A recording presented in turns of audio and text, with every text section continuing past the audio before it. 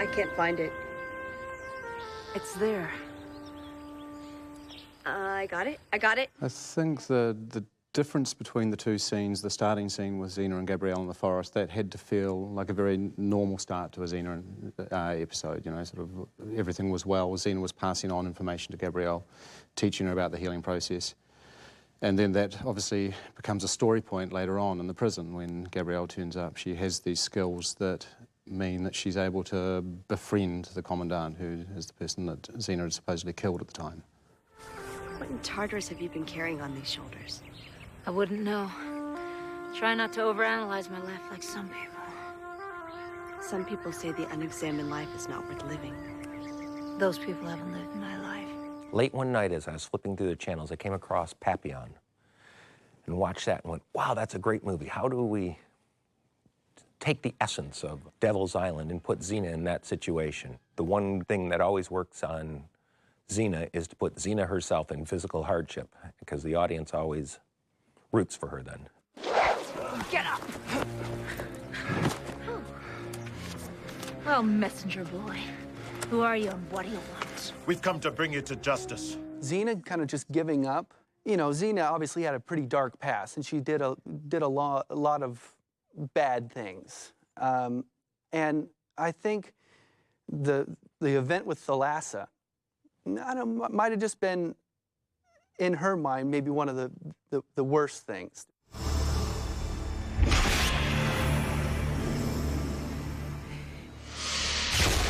Even she was going, man, that was pretty hardcore. So I think when all of a sudden, you know, she gets this parchment and she hears the name Thalassa, and that throws her into the flashback.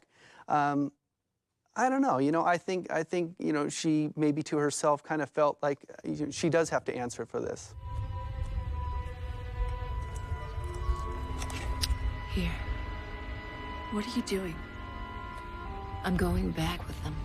I added in that handing of the chakram over because I wanted to bookend it with handing it back to her at the end. Just, I don't know, some little visual thing of her surrendering herself, and then Gabrielle kind of presenting it back to her, like, you know, this, you're back. Quiet! Settle down in this court! Silence here! It wasn't going to work unless Xena went to prison, and so we wrote Xena Went to Prison. You give us what we want, or we kill the girls. It was an empty threat. You know, one of the things about mean Xena, and we never really reconciled that she was a bad person who's trying to do right, but her past kept interfering. And through the first season, we did that in the first, like, 10 episodes all the time, this person from her past and that. And then we kind of dropped that runner and then picked it up periodically. And this was another case of being able to pick up Xena's past.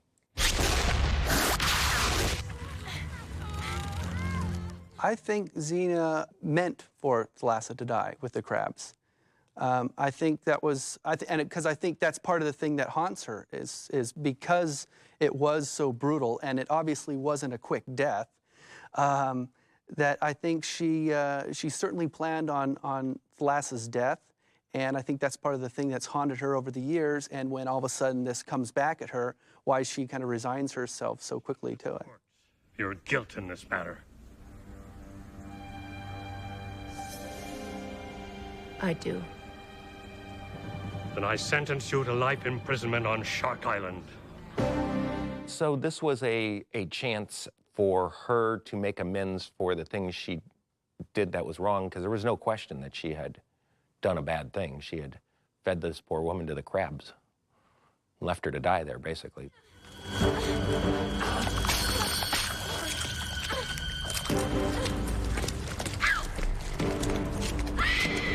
And they had just built this set. It was about knee deep, and we had to pump it full of, I believe it was salt water, because we got these crabs from the ocean.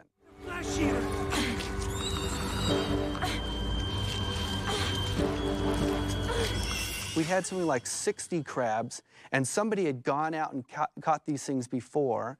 So we had them all in these igloos, these little cooler things. And you know, of course, we have to get Katrina halfway down in the water, and it's because of the crabs and stuff, but it has to be at a certain temperature, and it wasn't warm.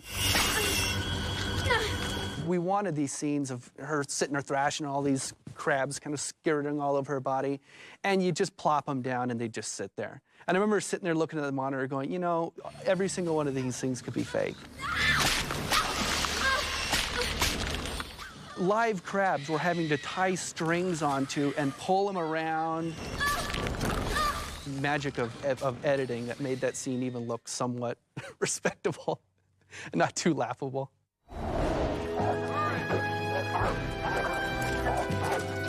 I always like the idea of Xena kind of giving in, and, you know, because that's something you don't see her do too often, being thrown into this prison where, you know, she's just kind of resigned to it.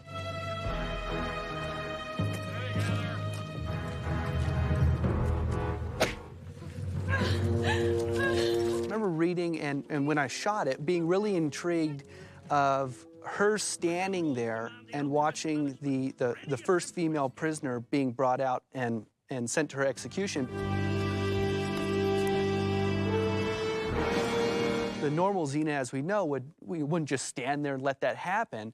And I remember kind of thinking, wow, that's kind of cool that she's just, you know, she's letting it happen, which really kind of showed her state of mind.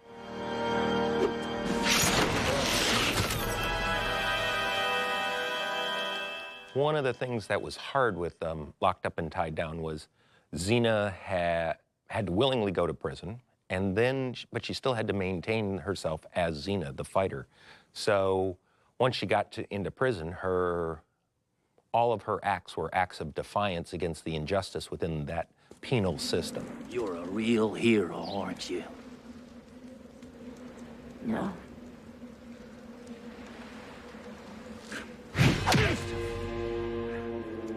So she was still Xena, battling for all the things she stood for, but now battling for that in the enclosed world within a prison.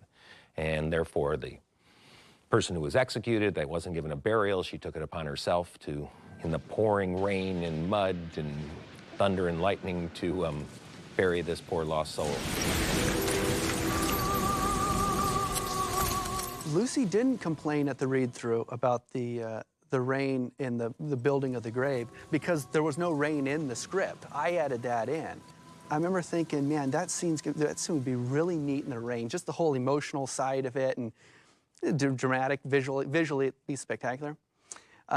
So yeah, I added it. I just added that in, and I don't know when I don't think she kind of saw it until you know, shortly before we were going to shoot it, and she saw, you know, looked up and said, "What's that?"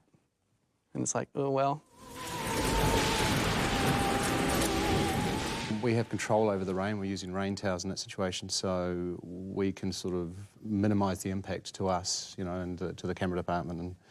But then it's always difficult. It's a night shoot. There was lightning involved, you know, and then obviously very, very heavy rain. So yeah, there's a lot of issues there, and also exposure and just quality of the image changes quite a bit when you're starting to deal with shooting through rain. So, you know, there's a wee bit involved with sort of getting that stuff right. And as much as Lucy and Renee and the other actors and actresses found the physical discomfort of those situations virtually unbearable at times due to New Zealand winters and that, they also realized when they ran over to the monitor to see the take afterward, they went, "Oh, that looks cool." So their feelings were tempered with their own physical pain and, hey, it looks cool on film. Throw her into the pit.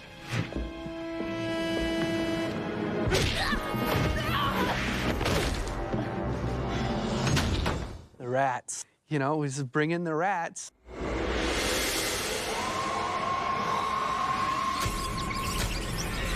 We just were corralling and pushing them, and you know, I'd pick them up and just kind of throw them onto her. And they're not actually that comfortable. They're not ferocious animals at all. You know, they're not going to sort of jump in there and try and attack a human being. That's the last thing they want. They want to get away from the human being. So I think you can actually even see in some of the shots rats being sort of lobbed onto Xena as if they're attacking her. It was pretty hard, and it was very hard on Lucy. It was, I don't think anyone's comfortable with rats, and she was definitely in there with, you know, however many we had, 50 or 100 rats. I can't remember if it was in the script or if it was her idea about Xena, you know, biting the rats. I think that might have been her idea because that's the sort of humor she has.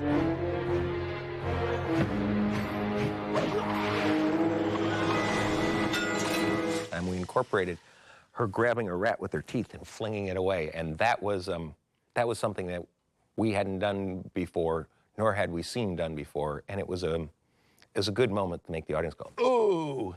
So yes, we wrote rats, and she moaned for a minute, and then went, "Oh, that'll be cool."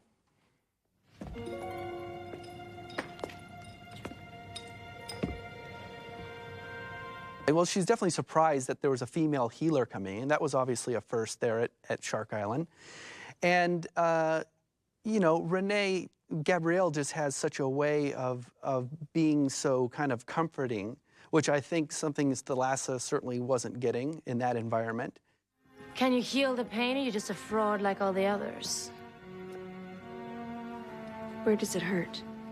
One of the things that we had to do as storytellers was find a connection for the Gabrielle character in the story, so that the camp commandant lived in incredible pain and that Gabrielle wanted to be a healer.